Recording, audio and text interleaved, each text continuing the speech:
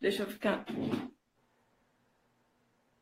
Tudo bem, Peraí. Adriana? Tudo bem, Adriana? Tudo bem, e você? Tudo bem. Finalmente. Tudo bem. Conseguimos. Conseguimos. É. Vê se melhora. Acho que melhorou. Acho que melhorou. Ah, desliguei o computador. Na marra. E aí, me fala um pouquinho Sim, fala um pouquinho de você pra gente falar do nosso projeto. É meu também. Uhum. Bom, meu nome é Adriana Chaves, a minha formação é de jornalista. Minhas últimas funções dentro do jornal foi de edição, então com o tempo eu terminei me direcionando para o mercado literário.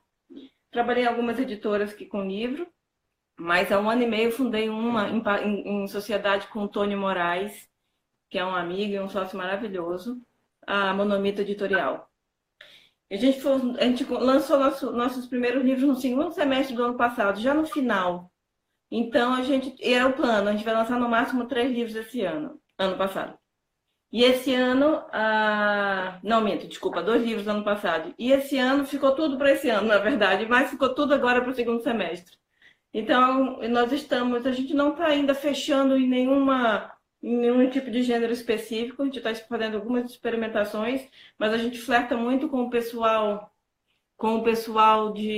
do terror, do suspense, pela nossa aproximação com a BEST, nós somos sócios da BEST, associados, né? A Associação dos Escritores de Romance Policial, Suspense e Terror, essa sigla muito louca.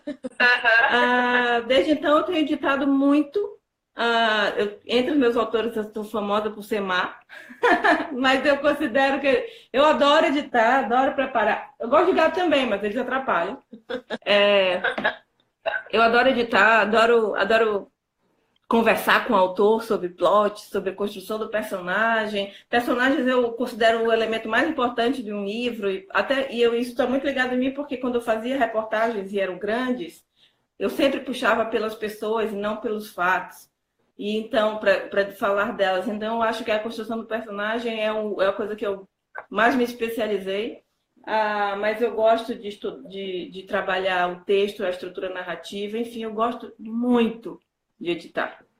E a Monomito está indo assim, o Tony também, então a Monomito está indo assim, pisando devagar, fazendo lançamentos pontuais, devagar, a gente não tem nenhum tipo de obsessão de ter 50 livros já, a gente vive apertado, mas consideramos isso fundamental, assim, nesse momento, para a estrutura da editora. Eu vi até que você comentou. Que recusou 18 originais. 18 originais. 18 originais. Já são 19. Já são daquele dia pra cá. Agora, essa questão que você falou do personagem. É interessante mesmo. Porque muitas vezes a gente pega o livro que a história é boa, mas o personagem não te cativa. Exatamente. E assim, a construção do personagem é algo tão fundamental que se você tiver uma história boa e ele não for bom, em vários sentidos, o personagem se constrói até na motivação dele. Se ele não for bom, ele não aguenta, não sustenta a história. Isso serve para filme, para qualquer narrativa. Antes de trabalhar com livro, eu trabalhava com filmes. Eu analisava de roteiros, roteiros de curtas e de médio. E sempre a questão do personagem conseguia estragar uma história que era muito boa, porque ele não fazia sentido, as motivações dele não faziam sentido, sabe? Dar aquela forçada e dar aquela manipulada no personagem para ele encaixar na história. E aí eu fraco de muita narrativa de ficção. Adriana, estão escrevendo aqui, continua dando retorno.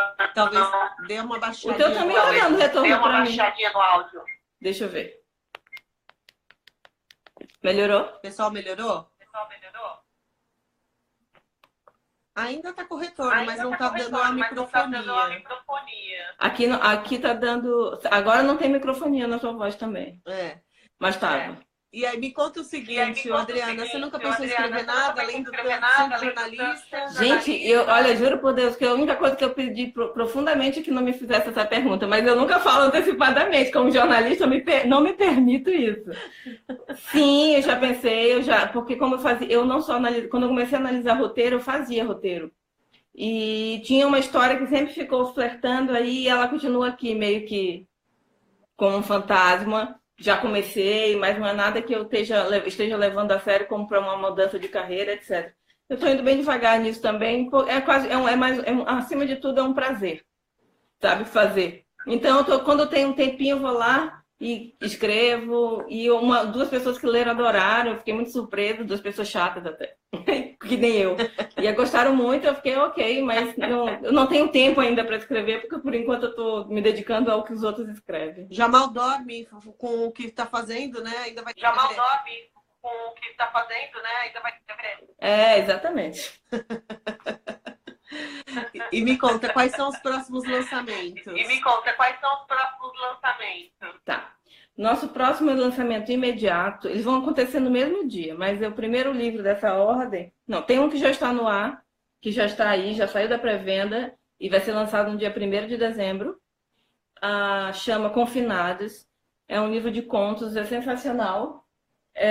Ele basicamente foi escrito num evento da Arbest, onde os autores passaram a noite inteira dentro de uma casa. E nessa casa, cada um escreveu um conto e a gente trabalhou o conto depois para virar um livro. Eu tenho ele aqui em algum lugar, porque eu sou obrigada a ter ele aqui. Está aqui, deixa eu pegar. Ele teve uma diagramação feita pelo Estúdio Project 9, que é um dos melhores estúdios que tem por aí. Dá para ver? É lindíssimo. Ele fechado. É lindíssimo. A orelha abre para fora, não para dentro. E aí o nome aparece aqui. E tem um olho aí, viu? Lindíssimo. A ideia é justamente da ideia de confinamento, porque tem a fresta e quando o olho aparece, você sabe que tem alguém preso. Porque, teoricamente, os contos estão confinados. Então, ele foi pensado para ser assim. O segundo livro a ser lançado é o da Soraya Abuchain, chama Ferrão de Escorpião. A gente idealizou junto esse livro a partir de um conto que ela já tinha. Quem já leu Madrugada Macabra, a partir daquele conto. Só que ele sofreu diversas alterações, porque ele precisava se encaixar em algumas coisas que é preciso, que tem justamente a ver com a motivação do personagem. E a Soraya, assim, é muito generosa no que tange a edição, porque ela super... beleza, vamos fazer. Ela vai topando sem nenhum tipo de excesso de apego, que é um problema sério de autores. Eu tenho esse também aqui. Que a capa também ficou... Só que ele não voltou da gráfica, ainda não chegou da gráfica. Incrível. Ele não chegou da gráfica, mas o que eu tenho aqui é a prova. A prova de cor, que eu vou mostrar amanhã no outro Instagram. Essa capa ficou linda. Foi feita pelo Marcos Palas. A diagramação interna também ficou incrível. Aqui quem fez foi o Rodolfo Pomini. Vê? E ele mantém o significado do escorpião. O escorpião é um bichinho pequeno que ninguém dá muita atenção, mas ele é letal, desculpa. Mas ele é letal. Ele pode ser letal. Quando ele quer, principalmente quando ele se sente acuado. E essa é a ideia do livro, é um livro sobre vingança. Aproveito a oportunidade para dizer que 9h30, lá na página da Soraya, vai ter um ao vivo, em que ela vai entrevistar a Paula Feb, que é outra autora nossa, que é psicanalista, que escreveu Mãos Secas com apenas 2 folhas, que é um livro... Olha, uma das melhores resenhas que ele recebeu várias resenhas excelentes. Mas se quem quiser procurar, escutar, são 5 minutos da Samara Pimenta, desculpa, e da Adriana Seste. Elas duas fizeram resenhas sensacionais. A Adriana fez uma de 4 minutos que bombou, assim, pra gente. Porque o livro realmente é muito forte, muito forte. E ela usou essa coisa dela ser psicanalista. Então, elas vão conversar lá. Nesse caso, eles vão conversar sobre vingança. A Paula fala muito sobre as vítimas, porque ela termina aprendendo muito no consultório dela. Ela foi conhecida por estudar muito serial killers, ela gosta do tema serial killers, né? E psicopatas. Que bacana. E aí, assim, tem mais um. O último lançamento do Alexandre Braulhos, O Beijo de Darwin, que é um livro... Eu não estou editando ele, quem está editando é o Tony. É um livro fantástico, em que ele entra com 2 pés no peito na igreja, na ciência e no Estado, tudo de uma vez só. Eu falei para ele, mano, tu entraste assim na Deep Web e trouxe o que é de pior lá. O livro é muito pesado, em vários sentidos, assim, de nos deixar constrangidos, mas basicamente é uma cidade no interior de São Paulo, cuja sociedade conseguiu construir aquela sociedade perfeita, limpa. Sabe aquela visão muito muito burguesa da coisa, só que ele vai contar os bastidores dessa construção, sabe? Cadê os pobres? Cadê? E aí a coisa vai ficando feia, é muito bizarro, é muito bom a capa do Rodolfo Pomini, eu não tenho ele aqui porque não tem prova, não vai vir para mim também. Mas tudo isso vai ser lançado dia 1º de dezembro, em um evento aqui em São Paulo, que vai ser fantástico. Estarei lá. Que você vai estar presente. Vai ser um lançamento triplo com a presença da Best. A gente convidou a Best para participar do evento. Eles vão fazer a festa de lançamento de encerramento de ano. Vai ser muito legal. Oba! Já estamos e aí tem mais um, aqui. Oba. Que não é um lançamento. Já estamos ansiosos aqui. Esse não é um lançamento. Tá. Esse é a nossa grande motivação esse ano, que é o nosso projeto no Catarse. Esse projeto que a gente está fazendo junto com a Cláudia Lemes é muito amor. Totalmente. A gente está todo mundo muito apaixonado por ele. Ele hoje está em 59% e eu espero que quando terminar essa entrevista ele esteja em 60%. E ainda tem algumas semanas aí para vir. Ele vai trazer de volta um livro que foi um romance policial que foi escrito há 140 anos por uma mulher que inventou a narrativa de ficção de mistério policial como a gente conhece hoje em dia. Com aquela investigação forense, com aquele detetive que é muito astuto nas perguntas, enfim, na investigação, um personagem que o contrapõe e é apaixonado pela principal suspeita, enfim. Aquela estrutura que a gente conhece e que a gente viu acontecer em Sherlock Holmes, que eu adoro. Eu cresci, os primeiros livros de mistério que eu li foi de Sherlock Holmes. A gente viu acontecer na Agatha Christie, toda essa pegada, inclusive a Agatha Christie e o Conan Doyle eram fãs dela. Só que ela lançou o primeiro, explodiu e de repente ela desapareceu. E a gente descobriu esse livro, a Cláudia descobriu, nos chamou da Monomito e a gente está aí com esse financiamento que tem sido assim um sucesso atrás do outro. A gente está muito surpresa, a gente achou que ia ser, Deus me perdoe, não quero nem cuspir para cima, mas achamos que podia ser muito mais difícil, mas não, as pessoas estão super empolgadas, super empolgadas. A proposta é incrível, né? Uhum. Não tem como dar errado. Não tem. Não. Eu espero que não. Não vai, mas a gente fica aqui na torcida junto, é uma barata, porque eu entro na Catarse direto para ver quantas porcentagens. A minha mãe fica me mandando print, eu sei o crescimento da porcentagem por causa da minha mãe. Eu estou em casa, de repente, editando o livro, aí me chega um WhatsApp com a imagem. Minha mãe, faltam tantos %. Nossa Senhora. A gente não vê a hora de receber esse livro. Nossa, né, gente? A gente tá lendo, deu uma parada agora, mas a Cláudia é quem está traduzindo. E a história é fantástica, não é só por essa história de bastidores. A história do livro é muito, muito legal. É muito legal. Ela consegue fazer aquela pegada de te convidar a tentar descobrir quem é o assassino, sabe? Essa coisa, o mistério. Você fica, não, mas quem é? Eu ainda não descobri, por exemplo. Estou na metade do livro. Só uma página e meia, né? Uhum. Só aquele início. E é muito legal porque ela já começa com uma morte, né? Então, você já fica... Né? E é um livro de 140 anos atrás. 140 anos atrás, os livros começavam com a floreira, sabe? Ambientalização, não sei o quê. Ela começa com uma morte, é muito elétrico o livro, é muito rápido. Não, e isso, eu tenho um sério problema com livros extremamente descritivos. Tá. Aquela coisa de Senhora, de José de Alencar, a cortina, da janela, com o cheiro. Eu tenho um problema com isso. Iracema é muito assim também. Hoje eu criei um Insta. Assim, eu tenho pouco trabalho, eu ainda vou lá e criei mais um Insta. Nesse é um perfil que é só para... É sem compromisso, mas ao mesmo tempo tem um compromisso, sabe? Que é para falar sobre... falar com escritores. O que eu venho recebendo dos originais, etc. E hoje foi justamente sobre descrição. Porque a gente recebe muito original em que cenas importantes não estão descritas e cenas que não têm absolutamente nenhum tipo de importância. Tem 50, sabe? Isso é tem um estilo de escrever. Tudo bem, tem um estilo de escrever. Ninguém está negando isso. Mas você precisa respeitar o teu leitor, né? A história, dentro do teu estilo de escrever, você não pode fugir à narrativa. E é isso que acontece muito. Tem contexto que até serve, que até entra em alguns. Mas tem uns que você fala, não, isso foi preencher linguiça. Não é? Essa série de escrição é uma escrita muito antiga. Por isso que você citou autores antigos. Eu amo Machado de Assis, mas ele faz um pouco também. Não faz tanto quanto José de Alencar, mas ele faz também.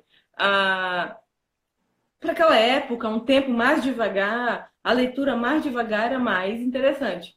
Para hoje em dia, a gente é tudo muito acelerado, gente. Nós estamos em outra pegada. Então, não é que você não possa, não deve. Tem cena que precisa ser descrita. Uma cena de suspense não é uma cena de um parágrafo.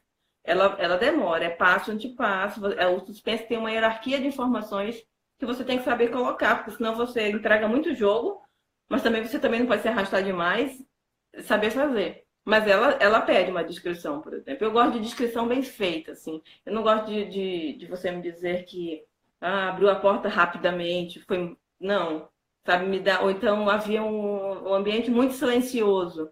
O silêncio é uma coisa para mim, é uma coisa para ti. E é uma coisa para outra pessoa, enfim. Melhor você dizer que quando ele entrou, ele conseguiu ouvir uma pia quando tá vazando, pingando. Pronto, eu sei que tá tão silencioso que você precisa estar muito silencioso para você ver isso. Então é a descrição mais sutil, sabe? Cheia das metáforas. Eu acho muito mais bonito, muito mais interessante, muito mais envolvente. Mas a descrição precisa saber ser feita. Até eu lembro que eu assisti o vídeo de um escritor falando, um autor falando, eu não me lembro quem foi. E isso serve inclusive na descrição do personagem. Não adianta você falar que ele era muito altruísta. O legal é você mostrar. Mostrar, exatamente. É isso que eu falo hoje.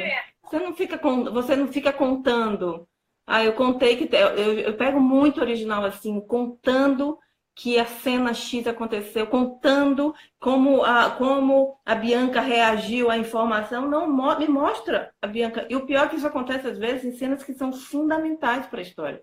E olha, não vejo sonho original, não. Às vezes eu pego o meu Kindle e vou lá baixando vários livros que os autores escrevem, colocam lá, e é cheio de livros. E livro publicado impresso também. Cheio dessas coisas assim, sabe? Isso é muito perigoso. Um autor novo, ele pode jogar fora a carreira dele todinha. Vez ou outra eu topo com um autor que está assim, ó.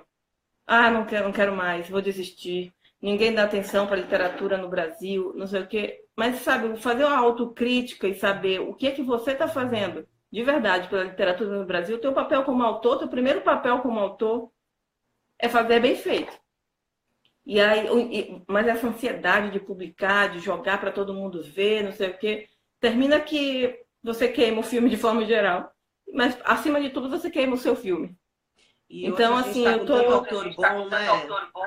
Pois é, muito, nossa senhora. E aí autores que terminam sendo vítimas um pouco desse excesso de ansiedade do outro autor mais jovem, não mais jovem em idade, mas acabou de chegar ao mercado, louco para publicar, porque ele vai ficar rico no primeiro livro dele, que é sensacional.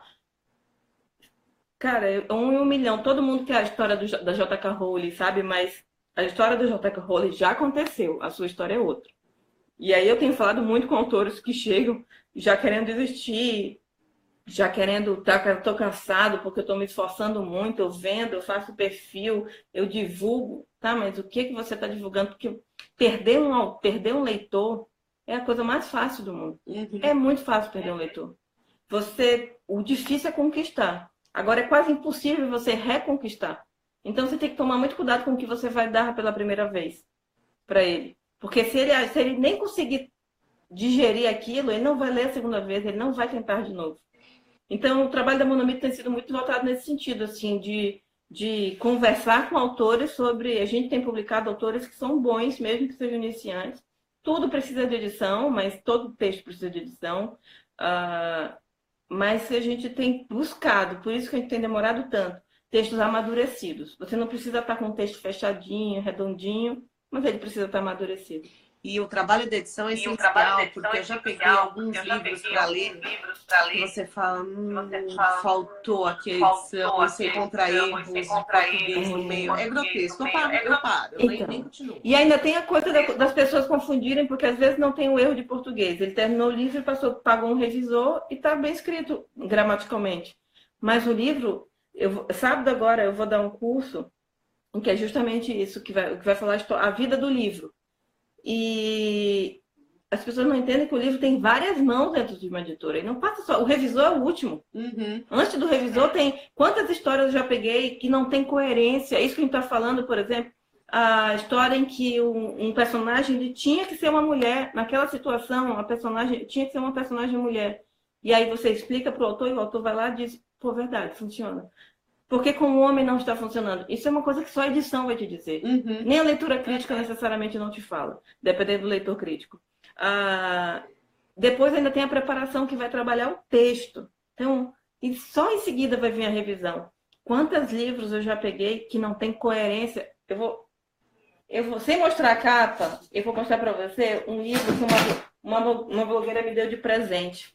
Há 3 anos. Olha, coincidentemente fez 3 anos essa semana.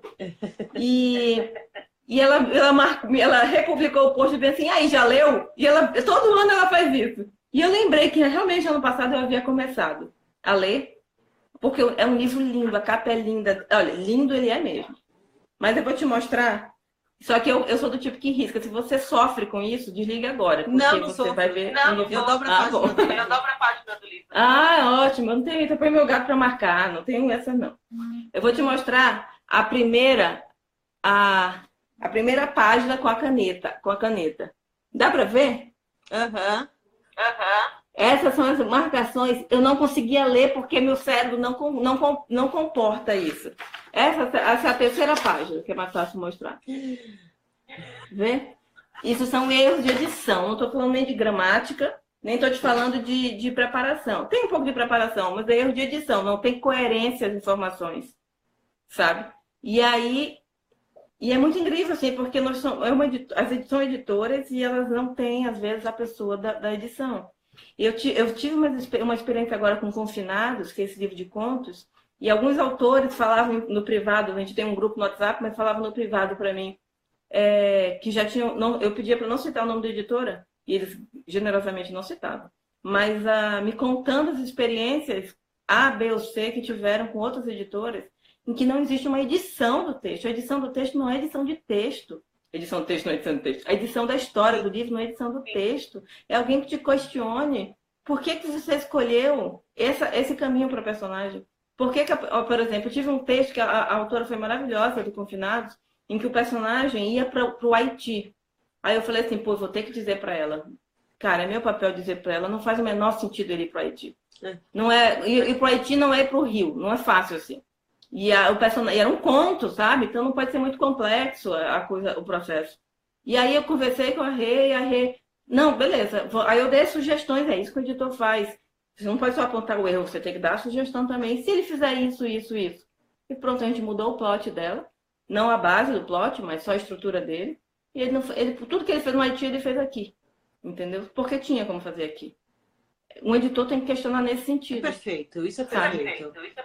Sabe? E é muito estranho quando alguém me diz, já publicou 3, 4 livros e autor de conto e diz assim, nossa, não, ninguém nunca teve essa conversa comigo. Então você nunca foi editado. Se você nunca foi editado, seja em conto, seja em romance, você tem que conversar. O teu editor... Eu tenho um autor que eu estou editando agora, ele é um cara fantástico, o Breno Torres, é um autor de Belém. Ele escreve terror, mas esse livro que ele está escrevendo agora é diferente. Ele se passa num motel e cada quarto é uma história. E ele escreve muitíssimo bem. E ele me contou coisas sobre as vezes que ele trabalhou com editores e que na verdade não tem processo de edição nisso. O processo de edição é uma conversa, sabe? O autor e o editor debatem, ninguém discute, sabe? Porque os dois estão do mesmo lado. Mas o autor e o editor, eles estão fazendo o que a gente está fazendo aqui. Eles fazem o que a gente está fazendo aqui. Por que a história é assim? Vamos fazer assim? Vamos fazer assado? Estamos falando de história. O preparador não vai mexer com a história. O preparador vai questionar, eventualmente, alguma incoerência na história. Ele pode dizer assim, lá na frente ele tinha olho azul, por que ele está com olho verde agora? Esse tipo de erro ele busca. A homogeneização do texto ele busca. Eventualmente, uma mudança de palavra, saber se uma pesquisa que o autor tenha feito. Isso o editor não vai. Eu não vou atrás de fazer a pesquisa para o autor e nem de questionar. Eu estou partindo sempre do pressuposto que ele fez. Mas eu, como editora, vou lá e questiono meu autor do ponto de vista de história mesmo. Por que ele fez o convite assim, assado? E, cara, a partir daí o autor trabalha de novo o texto até fechar a estrutura da história. Capítulo que é muito lento, capítulo que é desnecessário, capítulo que é fundamental e não está, prólogo, enfim, essas coisas que esse é o trabalho de edição. Se ninguém está fazendo isso com você não está sendo editado. A Silvia, que é do Mamãe Talento, você conheceu ela? Conheci. Então, ela fez uma coisa de ignorante total. Mas e a criatividade do autor disso tudo? Totalmente, ué. Porque uma coisa, quem parte a criatividade, a história é criada pelo autor. Mas a gente não cria coisas, por exemplo, eu vou lá e crio um projeto de um livro que vai para o Catarse. Quando eu digo jogo para o Tony não vira lá e diz assim, se a gente fizer assado? A minha criatividade não mudou em nada. A história original segue lá. Eu não me lembro de já ter mudado uma história original. O que, na verdade, um editor faz, ele questiona e sugere alterações para que a história original faça sentido. Então, vamos pegar um clássico da literatura, Orgulho e Preconceito, que é um livro que todo mundo conhece. Nossa, pensei nele. Nossa, eu adoro. É um clássico que a gente não pode pensar e dar spoiler. Vamos supor lá que a Jane Austen chega para o editor dela e diga, vamos fazer assim, ela é uma mulher rica, que é snob e é orgulhosa, e é preconceituosa, e ele é um cara pobre, etc. Aí a editora dela diz bem assim, olha, a história se passa em 1800 Guaraná com rolha. Faz sentido o oposto, mas que ele seja o rico, viu?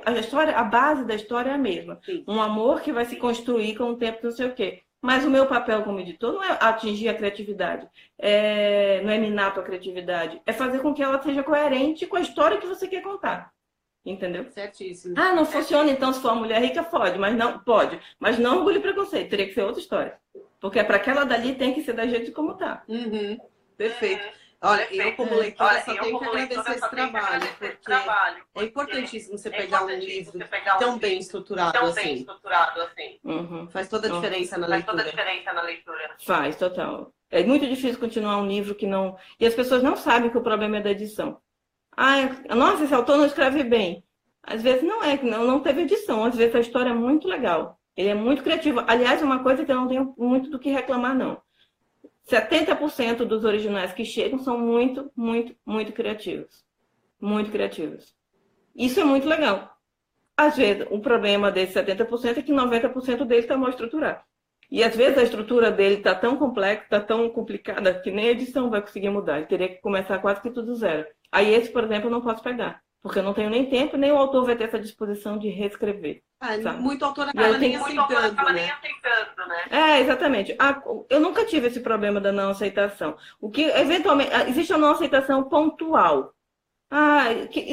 Mas, assim, eu me considero bem flexível nesse sentido. Tem coisas que eu acho que vale a briga, tem coisas que eu acho que não vale. O que vale a briga, com certeza, é quando tem um erro. Em Madrugada Macabra tinha um erro. Quando eu falei para a Sol, se a Sol me dissesse, não, tem que continuar como está, Madrugada Macabra não ia estar nesse livro, porque era um erro que tinha na história. Mas a Sol a Sol é genial. Ela é genial. Editar a Sol é a coisa mais deliciosa do mundo. Porque a gente tem... por isso que ela falou aquela coisa de Adriana é muito má. Porque a gente conversando no WhatsApp, gente, é meio sanguinária a nossa conversa. Mas eu faço, me adequo ao autor. Para o Breno, por exemplo, é uma outra pegada. É uma história mais dramática. Então a gente fica chorando no WhatsApp, os dois, porque as histórias são lindas. Então... Eu consigo, e o editor tem esse papel de se moldar ao jeito do autor, à estrutura do autor, como o autor gosta de escrever. Eu cheguei a escrever uma frase para a Sol que ela falou assim, pô, ficou ótima essa frase, eu não me lembro de ter escrito. Eu digo, por que tu não escreveu essa frase que escreveu? Fui eu, inclusive estava marcado que tinha sido eu. Tá, ficou excelente. Porque faltava uma frase para concatenar lá, era mais fácil escrever a frase do que passar para ela por causa de uma frase. E foi super generoso. O conto é meu conto preferido dos 4. Eu estou chamando de conto, mas eu nem parei muito para contar o tamanho dele. Eu considero que são 4 histórias. E ponto. E essa história do Madrugada Macabra, que mudou de nome, é a história do chaveiro. Quem leu Pode ler de novo, é outra história, mas é um dos meus preferidos, não é só um dos meus preferidos da ação, é um dos preferidos que eu já li, assim, do universo do terror, porque não é um terror, esse livro tem um pouco de terror sobrenatural, tem um pouco de terror, mas a maioria deles está mais dentro do terror psicológico. Tá. Se fala de vingança, não vai entrar nada Lovecraftiano, sabe? Então, pode sossegar. Mas tem esse do conto do chaveiro mesmo, é sensacional. Alguns são de tirar o fôlego, outros são mais tranquilos, mas todos lidam com medo, né? A ideia é que a história fale de medo. Aí, que é isso que é terror. Você perguntou como ela aposta no autor, acho que ela te respondeu aí. Como é que é? Como você escolhe apostar no autor. Olha, tu sabes que eu estava fazendo aqui o planejamento do Instagram que eu criei? E esse é o que querem as editoras. Esse é era para ter lançado essa semana, mas não deu tempo. Eu vou te falar. Um autor, hoje em dia, ele precisa ser, obviamente, muito mais do que o cara que escreve. Mas isso não quer dizer que a qualidade da tua escrita seja dispensada. Longe disso. Qualquer editor, estou falando, vou passar em partir do pressuposto que é um autor bom e uma editora que faz a sua função, editora empresa. Eu, por exemplo, não publicaria uma história que não seja boa, um livro que não seja bom. É por isso que a gente só tem pouquinhos, porque eu não tenho nem tempo de ler todos os originais que chegam, mas eu chego lá. Primeiro, o teu original precisa ser bom. E ser bom significa ter uma estrutura mínima de organização, uma escrita amadurecida, não ter erros gramaticais, ainda que vá passar por uma revisão. Você saber se apresentar, você não manda um currículo todo bagunçado para uma empresa, né? Então você organiza o teu livro da maneira como faça leitura crítica, contrate alguém para fazer a leitura crítica, chame seus betas, questione sua pesquisa, faça pesquisa, pelo amor de Deus, e entregue o seu original. Mas é só isso? Não. Hoje em dia não é só isso. O autor, todo mundo está batendo nessa tecla, o autor precisa ter uma rede. Quando todo mundo começou a falar, eu falei, legal, agora todo mundo vai ter, os autores vão entender que eles precisam ter uma rede. Mas eu acho que terminou tendo uma compreensão preguiçosa do que é ter uma rede. E isso ajuda, sim, na hora de você decidir que você vai publicar alguém. Porque pegar um autor que é totalmente desconhecido por uma editora do meu tamanho, e publicar, se for uma publicação tradicional, por exemplo, é muito improvável. Estou falando também de publicação tradicional. A gente faz as duas, a publicação tradicional e a publicação paga. A qualidade do texto tem que ser a mesma para os dois lados. O que diferencia é a tua capacidade de movimentar a tua rede. Uma rede não é você ter um Instagram com 15 mil pessoas, 15K, nem o Facebook. Quando se fala em rede, todo mundo acha que é isso. Aí todo mundo está criando Instagram, começa a encher de gente, as pessoas começam a segui-lo, e aí isso não é uma rede. Isso é só o início de uma rede. Se você não sabe quem são essas pessoas, se você não sabe, não tem contato com elas, se você não consegue criar rede, pensa numa rede, é um negócio todo intricado. Não é uma linha, é um negócio todo intricado. Então, você precisa criar uma rede. Isso é muita coisa que os autores não têm entendido, não estão entendendo. Muito autor aparenta, manda o perfil, manda o book proposal e escreve lá o Facebook quantos seguidores tem. Aí você vai ver os seguidores da pessoa, ainda não li o original, mas você vai ver os seguidores da pessoa e ele tem 15 mil seguidores e cada post dele tem 3 curtidas. Ele pode ter comprado, mas eu não vou entrar nesse mérito. Ele pode ter conquistado mesmo os 15 mil. Eu não sei como exatamente, porque isso acontece muito. Mas ele pode ter anunciado coisas, e aí isso traz paga o Facebook para impulsionar a página. Até aí tudo bem, não é um problema. O problema é que ele não tem uma relação com essas pessoas. O problema é que ele vai colocar um livro lá para vender e vai vender 2. Para uma editora do meu tamanho, nenhuma editora do meu tamanho vai falir. E a editora grande, ela não vai falir, ela simplesmente vai nem apostar em você. Porque ela tem uma estrutura muito mais cara do que a minha. Ela tem assessoria de imprensa, ela tem funcionários, redes de funcionários para manter. Então, um livro, uma editora de médio porte, por exemplo, custo de 40 a 50 mil. Então, se você não é capaz de retornar os 40, pelo menos retornar, ela não vai nem olhar para você. Então, uma das formas que você tem é criar uma rede, se relacione com essa rede.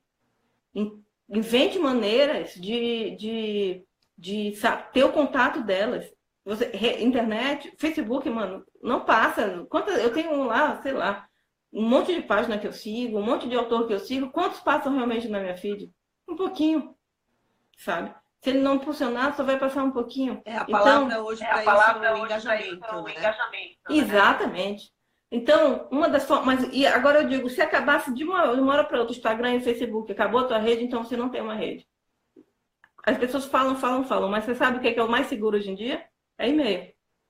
Você precisa ter o e-mail. Você precisa, mas acima de tudo, você precisa ter informações. Sim. Sabe? Cria um formulário, cria um sorteio, um formulário, pergunta o que você gosta de ler, o que você não gosta de ler, você já leu alguma coisa minha, não sei o que, não sei o que, sorteia um livro, sorteia marcador de página, enfim, faz alguma coisa para você ter informações sobre esse teu leitor. Isso é criar uma rede, sabe? Você tem uma relação... Quando em outra editora que eu trabalhei, e eu cuidava muito de blogueiros, eu terminei criando uma rede de blogueiros, porque eu me relacionava com eles. Tanto que ela me mandava um livro de presente, eu mandava para eles, nem era da editora o livro, comprava e mandava, porque eu via, achei que era parecido com o que você gosta, eu sabia as coisas dele. Eu nem, até então, naquela época, eu nem havia me dado conta quanto isso era importante. Quando eu abri a Monomito, olha, precisando de qualquer coisa, isso é rede. É isso aí. Entendeu? É isso aí. Ah, eu não tenho dinheiro para pagar uma publicação. Vamos fazer um financiamento coletivo. A Monomito faz o financiamento coletivo. A gente não é só isso, não. A gente faz para autores direto. Mas não existe financiamento coletivo de autor que não tem rede. Entendeu? E rede é nesse sentido que eu estou te falando. Exatamente. Se você não engaja as pessoas, claro que tudo isso eu estou partindo do pressuposto que você tem um bom livro. Porque se você não tem um bom livro, você não sabe o famoso, você não pode mentir para todo tempo, para todo mundo. Você vai terminar sendo descoberto que você não tem um bom livro. Quando você for... Então, primeira coisa que a gente vê, você tem um bom material, um bom livro, algo que dê para publicar. A segunda é a sua capacidade de rede e de engajamento, como você falou. E terceiro, na minha opinião, é o quanto você realmente está se dedicando e quer realmente ter uma carreira ter uma carreira de escritor, ou você só quer ser famosinho, porque faz uma diferença gigante. A coisa que mais me incomoda hoje em dia, eu vejo, quando eu sento para conversar com outros editores de outras editoras, a gente termina falando muito a mesma coisa. O autor que conseguiu uma editora e ele para a carreira dele. Ele acha que agora tudo bem, a editora vai fazer tudo. Vai fazer tudo por ele. Isso não existe. Sabe? Você tem que continuar trabalhando com 2 vezes mais fôlego, porque você precisa convencer a editora a lançar o teu segundo livro. Porque, por enquanto, ela já apostou em você. O primeiro já está na rua. Mas se ela se decepcionar comercialmente, o teu segundo não vai, porque ela não tem nenhum compromisso. Não é um contrato de empresa. Você não é uma funcionária CLT, sabe? Você é um trabalhador que precisa... Quando eu era... Minha última função dentro do jornalismo, eu trabalhava como freelancer. Quando eu pegava, alguém me dava uma pauta, ok, essa matéria vai ser sua, eu começava a trabalhar nela, eu trabalhava para que ela ficasse perfeita. Não por causa dela, porque ela já era minha. Mas por causa da próxima, para que na próxima vez que ele precisasse, eu fosse chamado. É isso aí. Então o autor tem que entender que ele está batalhando sempre pelo próximo livro. E essa é uma batalha para sempre. E não é só autor começando ou desconhecido, não. Estou falando de autor bom. Você senta e conversa, não vou citar nomes, com autores grandes que vendem centenas de livros, que as editoras brigam para ter ele, e eles falam que toda escrita é uma briga, porque ele precisa escrever um bom livro, uma coisa que ele goste, que ele quer escrever, mas também uma coisa que venda. Então, 3 coisas que precisa, na minha opinião, para um autor ser mais facilmente, não só por mim, mas pela maioria das editoras. Qualidade de texto, capacidade de rede e... Esqueci o terceiro que eu acabei de falar. Espero que alguém esteja anotando. O mercado agora está diferente também, né? A gente tem acompanhado tudo que tem acontecido, das livrarias. E todos esses 3 pontos que você falou para o autor se encaixam exatamente agora no novo momento de venda que a gente vai começar a passar, né? Então, em 2015, eu estava trabalhando numa editora e eu falei para um pessoal do comercial que eu achava que esse mercado vai falir, se não falir esse ano, vai falir nos próximos 2 ou 3. Foi um chutômetro, mas não foi um chutômetro com experiência de mercado literário, foi um chutômetro com experiência de economia, porque eu trabalhei com jornalismo econômico. Nenhum mercado se sustenta como ele era. Nenhum mercado se sustenta com uma das pontas ganhando 60%. 50%, 55%, 60%, que era a livraria. Não só ganhando, mas não retornando, não pagando a quem alimenta o mercado, que é a editora. Enfim, A Monomito, por exemplo, ela não vai para a livraria. A gente participa de todos os eventos que a gente pode. A gente criou um e-commerce que, inclusive, eu já aviso para os autores independentes que tiverem interesse. A gente tinha dado uma parada agora porque tinha tanto livro para editar que a gente precisou dar uma pausa, mas estamos voltando agora. Tem 4 autores agora que vão entrar. Autores independentes, não são autores na nossa casa. E a gente vende lá os livros e tem os livros, obviamente, da casa. A ideia é ter um ponto de venda. Ano que vem, se Deus quiser, vamos fechar com editoras direto. Porque a ideia é ter um canal de escoamento disso. A gente envia por envio módico, portanto, é muito mais em conta do que a maioria dos sistemas, enfim. A gente está tentando, é o que o mercado está fazendo, os editores estão fazendo, especialmente as pequenas. Buscando pequenas soluções, tentando descobrir como resolver isso. Sabe? Como resolver. Um problema que não foi a gente que criou. Quem criou foram as editoras também, mas também as livrarias. As editoras grandes, as pequenas não tem nada com isso, porque a pequena sempre vai a reboco. É o modelo, né? Não funciona, não tem jeito. Não funciona, não tem. Para nenhum mercado e X, nem nesse. Até porque eu vou continuar ajudando o mercado a crescer. Exatamente. A gente precisa chegar no leitor. O leitor tá aí querendo ler. A gente precisa chegar nele. Tem bastante. Tem. A gente precisa chegar nele. O leitor brasileiro, ele é muito... Eu vou te dizer o melhor e o pior. A melhor coisa do leitor brasileiro é que ele está muito disposto a ler. Nós não somos ainda no número que podíamos ser, mas já temos uma geração inteira aí apaixonada por leitura. A minha geração não era apaixonada por leitura. Da minha turma inteira, só eu gostava de ler literatura. Eu lia mesmo. Pois é. E sabe, da minha turma inteira. Mas essa tem uma nova geração que veio de 2000 para cá. O Pedro Almeida da Faro fala muito sobre a importância do Harry Potter nesse sentido, e eu também acho. Harry Potter, aquele dos vampiros, Crepúsculo, etc. Foram livros que ensinaram as pessoas a gostar de livros. É isso aí. Não são livros bons. Eles gostavam de livros, gostavam de ler. Isso que importa. O que eles vão ler depois é uma escolha pessoal, mas eles gostam de ler. E eu acho sensacional esses leitores. Um engajamento de leitor que quer ler coisa boa. O problema do leitor brasileiro, que talvez seja um problema da cultura brasileira, é dessa... Eu não vou dizer que isso quebrou o mercado, mas isso quebra pequenas editoras, que é a pirataria. Essa facilidade de pegar e esse desprendimento de pegar, e eu vejo nos grupos, gente, como é que eu baixo o livro e alguém vai lá e compartilha uma página que simplesmente rouba autores, editoras, essas coisas. Essa falta de constrangimento em fazer isso afeta sim o mercado, mas ok, não é o que está quebrando o mercado. Afeta sim o mercado, as pessoas definiram que R$40 é muito caro para o livro, mas a produção do livro é muito cara. Não paga imposto. As pessoas estão loucas, ela paga imposto sim, é que não paga o processo. Mas existem vários impostos que a gente paga aí no meio do caminho. Então, R$40 no livro não é caro, depende do livro, depende de várias coisas. Agora, claro, R$40 num livro que não é bem trabalhado, até eu acho que caro, qualquer pessoa acha Lógico. Exatamente. Então, eu acho que enfim, tem soluções aí buscando. A gente tenta fazer um livro, nenhum dos nossos livros custa R$40, se eu não me engano. Tudo é abaixo disso. Mas, assim, isso quer dizer que é toque de caixa, assim. Tudo é muito, muito calculadinho. Então, mas o leitor brasileiro, eu acho ele muito generoso na questão, por exemplo, gênero. Ele lê tudo. Ele lê muito. E ele é apaixonado. Ele se apaixonou por um gênero, ele mergulha nele. É isso aí. Eu vejo, a gente recebe muita mensagem de leitor de terror, de suspense. E assim, é muito engraçado, porque eles terminam tendo o mesmo número, mesmo tipo de leitura, o mesmo tipo de autor. E o lado ruim é que às vezes não se permite ler coisas diferentes. Né? Mas ok, isso é uma escolha pessoal. Tem as leitoras de romance ou de romance hot, são apaixonados. Todo mundo é muito apaixonado pelo que lê. Eu acho isso muito legal. Eu tenho muito amigo gringo, eles não são assim, eles leem, mas não são apaixonados pelo... Talvez tem uma coisa boa, porque é uma coisa muito naturalizada neles. E o leitor brasileiro é mais passional. Meu Deus, é o cara que, pelo amor de Deus, não dobra a orelha, tá? Ele é muito engraçado. Eu acho ele super engraçado. O perfil é muito engraçado. Aqui no Mamãe Calenda a gente tá nos nacionais.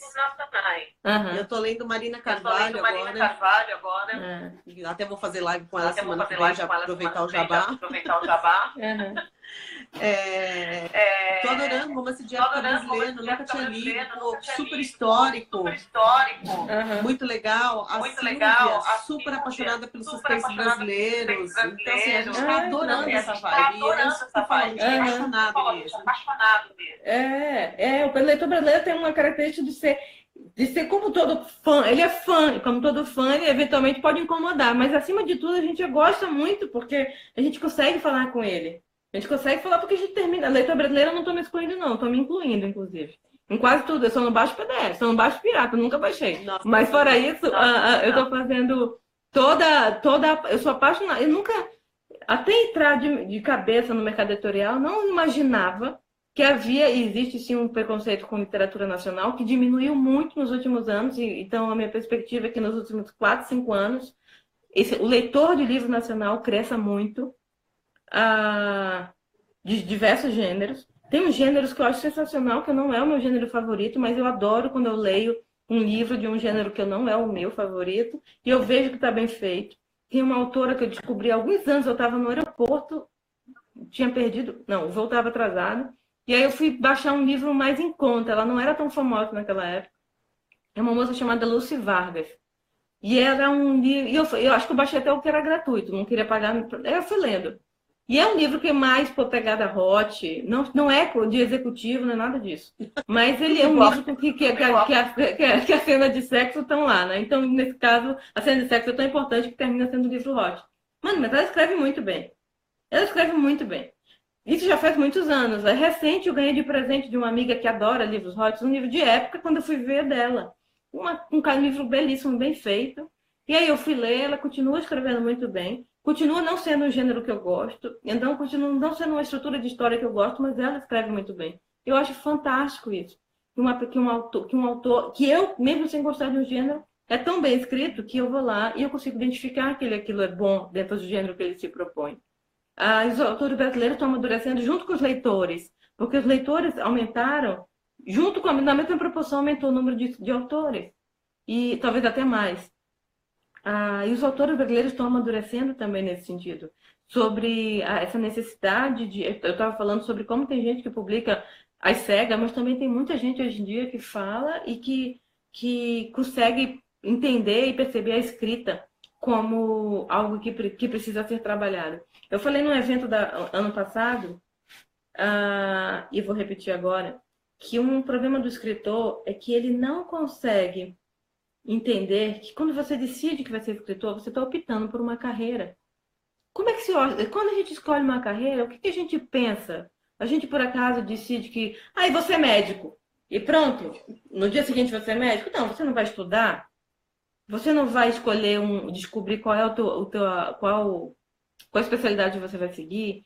Você não pensa constrói uma carreira para o escritor. Acho que caiu, não? Para o escritor, a mesma coisa. Você precisa... o que eu quero escrever? Eu sei escrever sobre isso. Como é que escreve sobre isso? Estudar. Autor que acha que é só sentar na frente do computador e escrever, geralmente são os mais frágeis de escrita.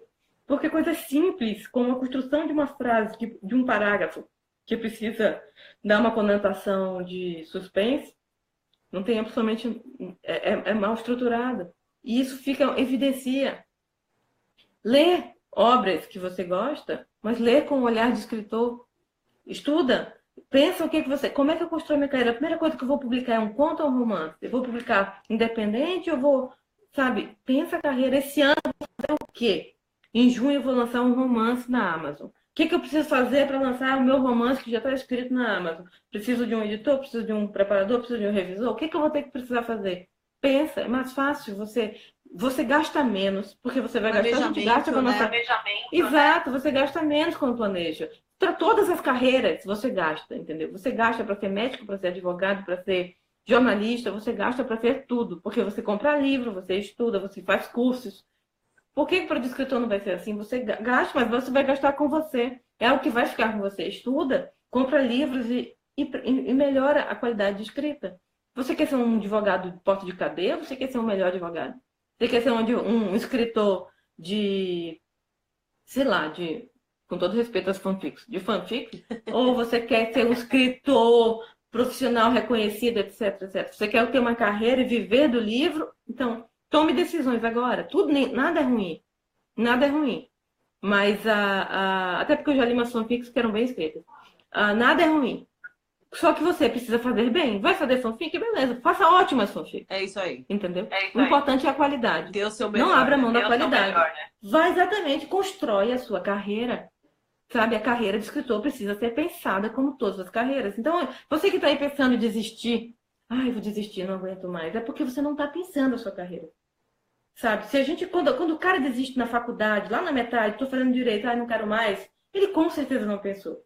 Com certeza ele não pensou o tipo de sacrifício que é o seu pedido dele. Pense na sua carreira, estruture essa carreira ano a ano, mês a mês, semana a semana. Sabe? O que é que eu vou fazer agora? Esse ano eu vou publicar um livro.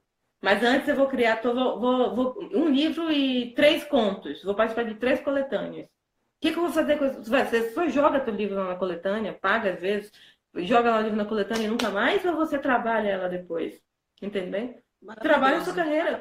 Infelizmente, 2, 3 horas do seu dia vão ter que ser dedicadas a isso. Se você quer ser um escritor reconhecido, enfim, quer construir uma carreira, algum tipo de carreira em cima disso. Mas e pior que eu não estou falando nenhuma aberração, estou falando coisas de absolutamente qualquer carreira.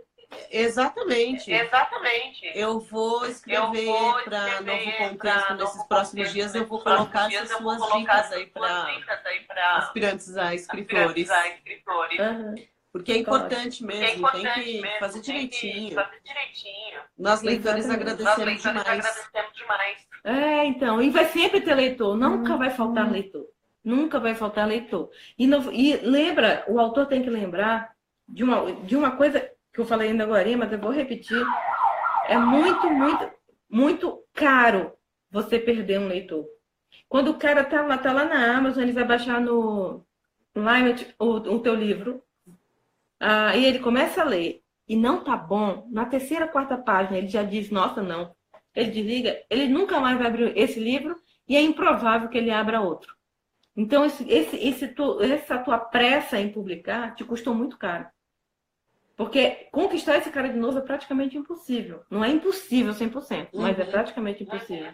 Então, calma. Eu sei que a Amazon é fácil publicar, mas é muito fácil virar uma pegadinha também. E aí você vai abrir falência. Ainda mais se o cara abrir lá e dizer assim, eu só consegui ler até a 10ª página. É horrível. Pronto, deu uma estrela e aquilo nunca mais vai desprender de você. É isso aí. Entendeu? É isso aí. Né? Respira, gente. Adriana, obrigada. Eu que agradeço. Já tá falando há 1 hora. Nossa. Passa rápido. Né? Passa rápido. Uhum. Obrigada. Então, só para encerrar, Obrigada. muito obrigada por tudo. Autor que estiver interessado em seguir o Vivendo de Editar, que eu acho que você está lá também já. É aqui no Instagram. Por favor, só ir lá dar um oi. Eu tô mesmo. Vamos agora para a live da Soraya Buchain, lá na página dela. Vamos, gente. Vamos lá assistir. E até a próxima.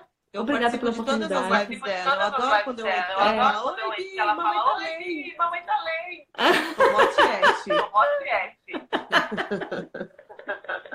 Ela é muito amor, eu adoro ela. E Adriana, obrigada pelo carinho todo que você está dando para nós leitores. Tem papagaio de pirata. Você tem gato. Ai, Bia, que bonitinho, meu Deus. Esse é meu pequenininho.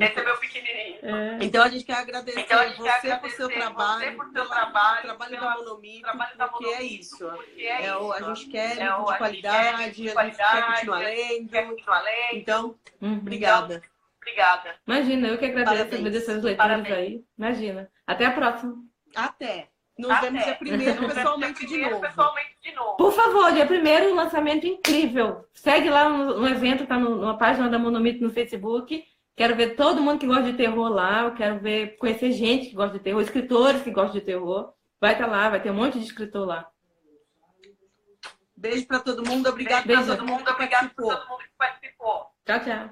Tchau. Tchau.